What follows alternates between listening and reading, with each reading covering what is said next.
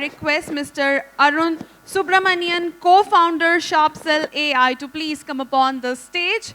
Mr. Arun Subramanian is the co-founder of Sharpcell AI, leveraging his passion for travel and technology to address client pain points with data-driven insights. He holds a bachelor's degree in mechanical engineering and an MBA from IIM Ahmedabad. A very big round of applause for him, ladies and gentlemen. With that, we'll get started on this. Thanks for the intro, and yeah, I think I'll start before the timer ticks in. Okay. So I think the idea of what I wanted to do today is to share some of the thoughts that we had in terms of implementing AI as part of some of our products, because I think all of us want to do AI, and just for the heck of it, you say how many of us actually want to use AI? Quick poll. So I think all of us, most of us do, and how many of us are actually actively using AI where we say, hey, I really know what I'm doing with AI. So that number has come down, and I'm sure for those of us who have done this, you've kind of gone through a learning curve in terms of understanding certain challenges that AI has and certain limitations that AI has, and what the possibilities are. Because when you look at it from outside, it will look like, oh, AI will solve this. But the reality is that, it's just like, any technology that we have seen, because, I'm sure all of us have been through enough technology cycles that, starting with, learning management systems to learning experience systems and whatnot. I think the systems are supposed to solve for a lot of things, but then we realize that, hey, we have to come and do a lot more on top of the systems to make them work. So the idea of today's, presentation was, is to really walk you through what our thought process was when we actually built something on AI, and talk about some of the challenges we went through, and how, what we were able to overcome, what we were not able to overcome, and what are the things that we looked at based on some of the conversations we had with some of our clients who actually use some of these products and go through. So so we have more than 500,000 users, learners who use Growiz, Sharpcell platform across organizations, and a lot of awards, whatnot. But I think one of the things that we looked at when it came to AI was, the question is to say, how do you ensure that we are going to make this whole learning very engaging? How are we going to ensure that we bring in context? And how are we going to ensure that the skills that we are imbibing to our folks translate to work? And for us, 2 and 3 are like super important, because with every organization, the context is very different. I can't come in and say, hey, I've got something for communication skills, because the communication in your organization, your challenges are very different from what's happening elsewhere. And even within the organization, we realize that a communication for, let's say, a finance team is very different from communication for a sales team. Even in sales team, you'll say one channel is different, another channel is different, whatnot. So there is a lot of difference that comes across at each stage. And our question was, how do you kind of bring it to the context of this specific user? And usually, we've seen the Pareto where, a lot of programs are curated for, teams who have large numbers. It's easy to do that, because if you have 200 people, it's easy to bring in, spend that time, effort, money to design the program, because, designing costs as well. And then rolling it out, it's easy. But let's say if there's a team which has, I have only 5 people, then you look at saying, hey, can I do some standard programs? That's usually the bent of mine, because we also have limited time. We also have, other projects, other learning initiatives to drive, etc. And most importantly, what we realized was a lot of times people have these, go through these case studies, quizzes, where I check the knowledge of people, but in most cases of learning, the translation of these skills happens, in the real world through conversations, which we can never capture. It's always like a second-hand or third-hand information. You ask your manager saying, hey, how did this person do? You ask colleagues saying, how was this person? Did they exhibit this skill, whatnot? And what really happens in the moment of truth is lost. And it's always like he said, she said, and we have to take a call at the end of the day. So our question was to say, hey, can we solve for some of this, where we look not just at what people have to learn, but also look at how they're implementing it and help them fine-tune the implementation and not just the knowledge part of it. So that's where we started. And we created Growiz, and the idea was that how do you create role plays that kind of put people in situations where they are expected to apply their learning. So how do you kind of replicate what's happening in real life? How do you get the context baked in? And more importantly, the question was how do we kind of link it to specific organization and organization competencies and frameworks that you already have.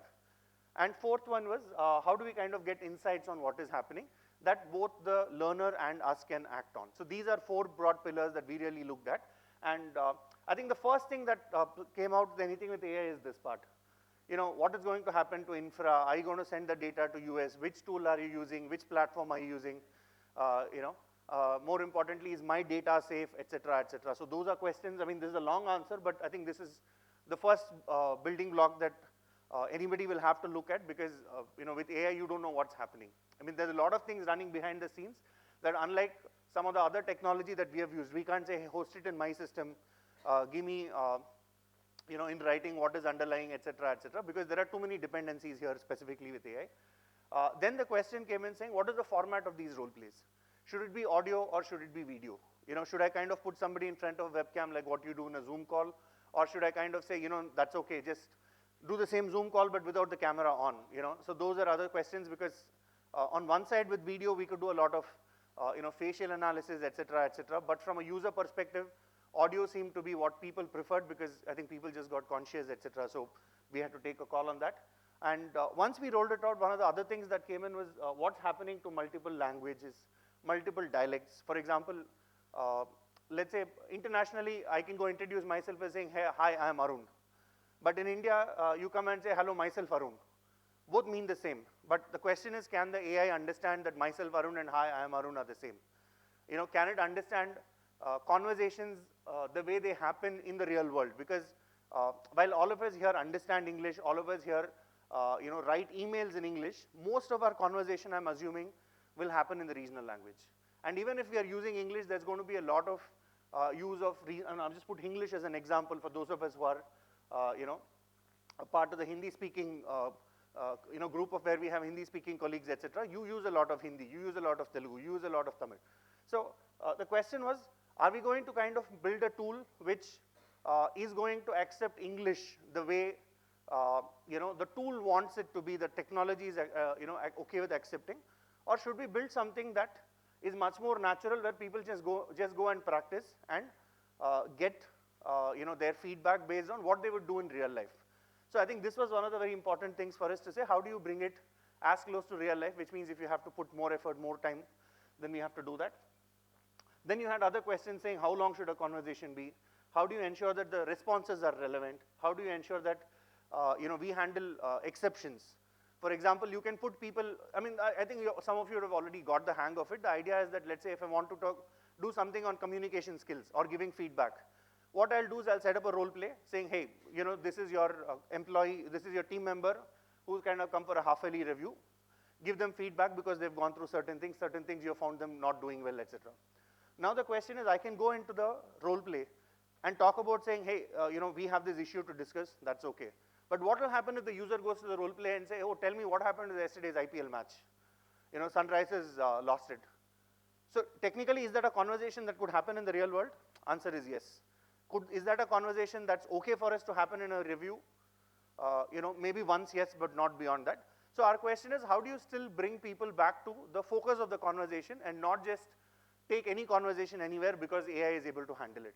So those are some of those guardrails that we had to place to ensure that our objective of what we wanted people to learn gets achieved. And this is something that was the baseline. The next thing was super important in terms of how do you make it contextual, because what is the client's context? Then when you're having a role play, that means as a user, of course, you're kind of talking about what your role is. If I'm part of finance team, I am a finance executive. If I'm part of customer success, then I am a customer service representative, whatnot. But what is going to be the AI's persona? Who is the AI going to play the role of? Is it going to be a customer? Is it going to be a colleague? Is it going to be a team member? Is it going to be an expert outside consultant, whatnot? And more importantly, we said, how do you bring in the mood of that persona? Because when you speak to a customer, there are times when you're going to have very happy conversations, when you're going to have queries, when you're going to have people who are pissed off, you're going to have people who are aggrieved.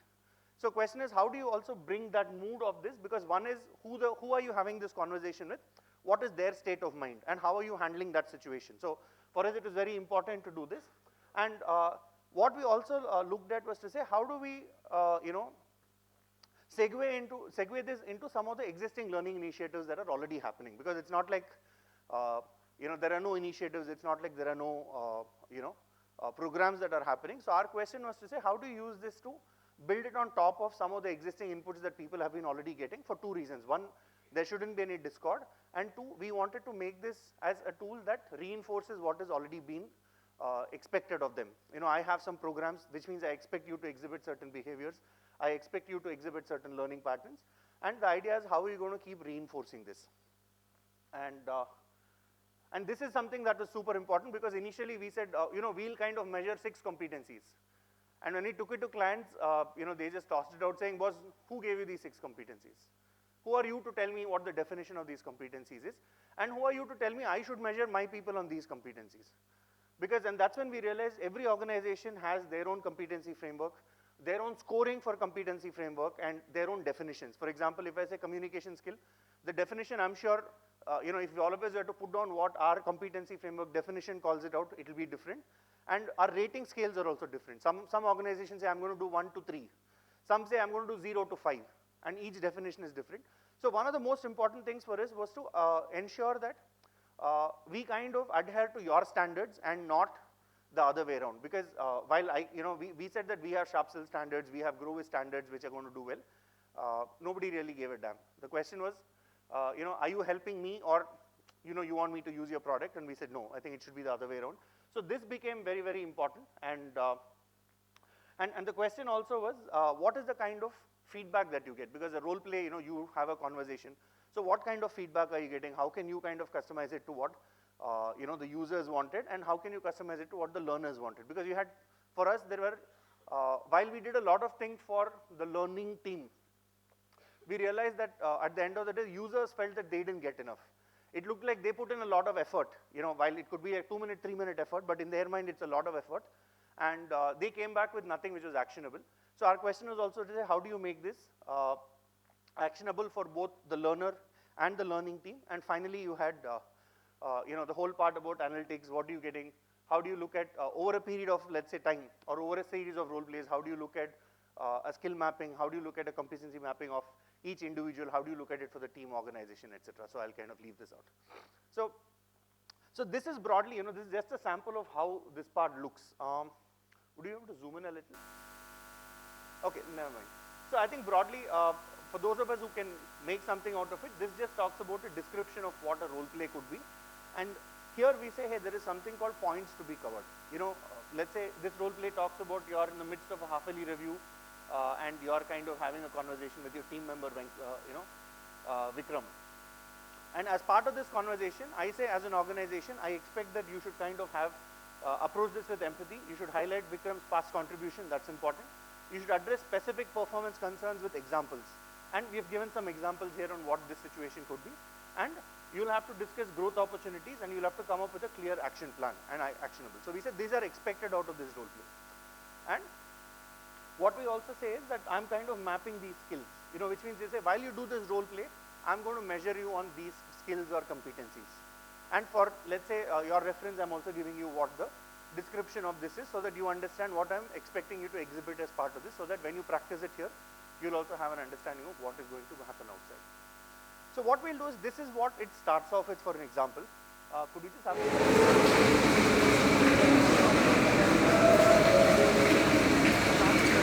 Hey, hi Vikram. Hope you're doing great. So thanks for having this meeting at a short notice.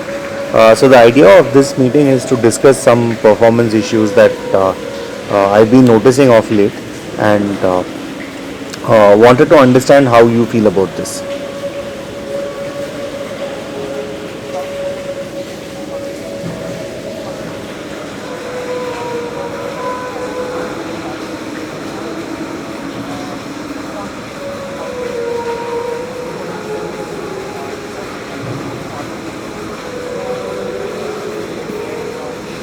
Hi, thanks for bringing this up, but honestly, I don't see any significant issues with my performance. I've been consistently meeting all my deadlines and producing high quality work. I am even currently managing some side projects that we've taken up. However, I do acknowledge that there could be room for improvement, and I'm open to feedback. No, I understand. तो मैं आपको I'll give you some specific examples. जैसे I think off late अपना जो code का quality है that's kind of gone down और बहुत सारे iterations हो रहा है उसमें और जैसे भी आपको कुछ junior members को train करना था उसका भी I think I'm not very happy with the way that's happened. So yeah, so just these are some very quick examples. Wanted to see if you had some thoughts on this.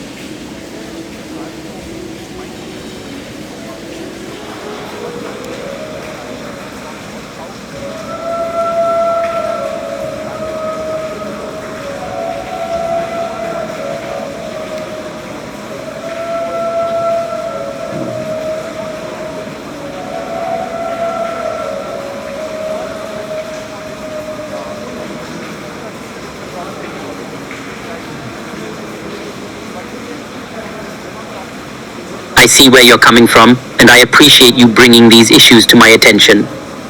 It's just that, honestly speaking, I've been feeling a bit overlooked lately, particularly after not receiving the promotion I was working towards.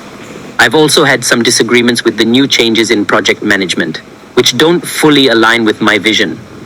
I understand that this doesn't justify a drop in my performance, but I suppose it's been affecting my motivation and focus at work. In fact, I've been dealing with some personal challenges outside of work too, further adding to my stress. I realize I need to handle this better, but I just thought it was important that you know. I'm committed to improving my situation and reigniting my passion for my work, just trying to figure out how to go about it.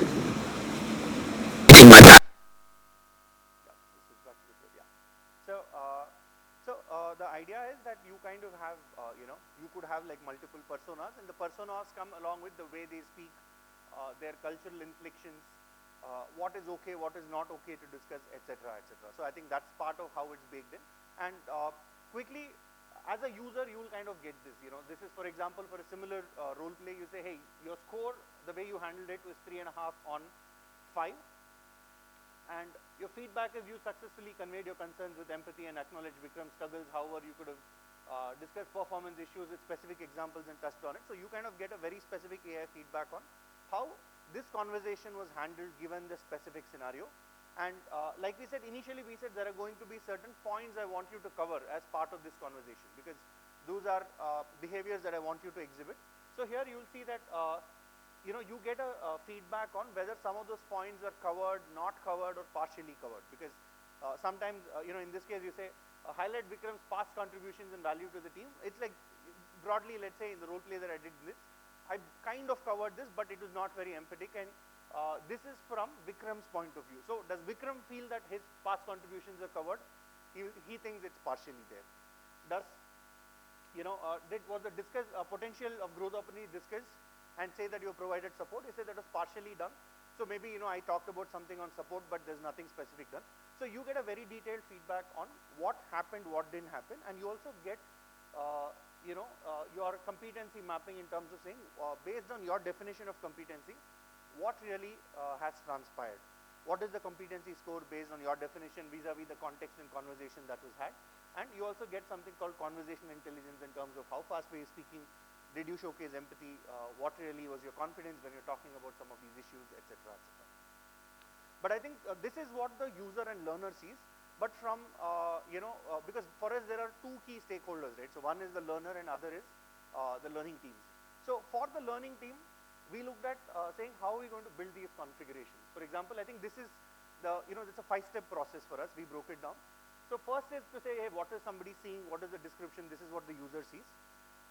And this is where the configuration starts in terms of saying, what is the context of the AI? What is the context of the AI? What is the persona that you want somebody else to do?